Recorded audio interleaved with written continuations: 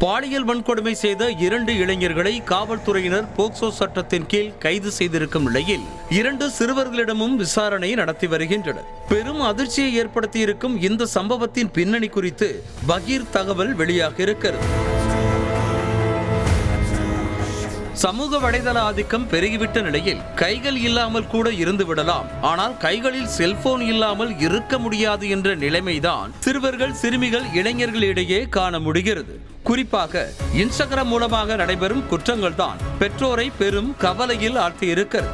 அந்த வகையில் மகாராஷ்டிர மாநிலம் புனேவில் வசித்து வரும் தொழிலதிபர் ஒருவரின் 17 வயதான மகள் அப்பகுதியில் உள்ள கல்லூரியில் படித்து வருகிறார். பெற்றோர் வசதியான குடும்பத்தினர் என்பதால் மாணவி கேட்பதையெல்லாம் வாங்கி கொடுத்துள்ளனர். அப்படி அவர்கள் வாங்கி கொடுத்த செல்போன் தான் அந்த மாணவியின் வாழ்க்கையை கேள்விக்குறியாக்கி உள்ளது.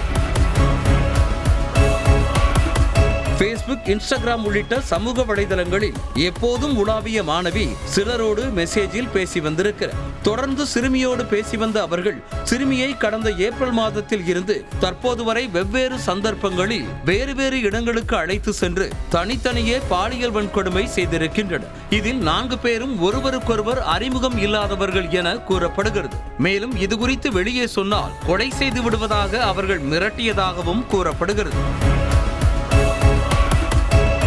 இதனால் பயந்து போன மாணவி வெளியே யாரிடமும் சொல்லாமல் தனக்குள் வைத்திருந்துள்ளார்.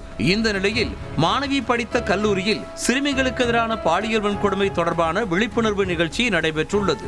அந்த கருத்தரங்கில் ஒவ்வொரு மாணவிகளையும் தனித்தனியாக அழைத்து கவுன்சிலிங் கொடுத்த போது தாங்கள் ஏதேனும் சிக்கல்களை சந்தித்திருக்கிறீர்களா என அவர்கள் கேட்டபோது தனக்கு நேர்ந்த கொடுமை குறித்து அந்த மாணவி தெரிவித்திருக்கிறார். மேலும் பாலியல் வன்கொடுமை செய்தவர்கள் தன்னை வீடியோ எடுத்து வைத்து மிரட்டியதையும் அந்த மாணவி கூறியிருக்கிறார்.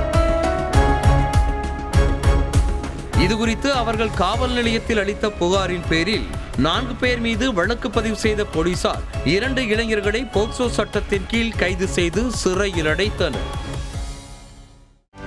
செய்திகளை உடனுக்குடனும் துல்லியமாகவும் தெரிந்து கொள்ள சப்ஸ்கிரைப் பண்ணுங்க.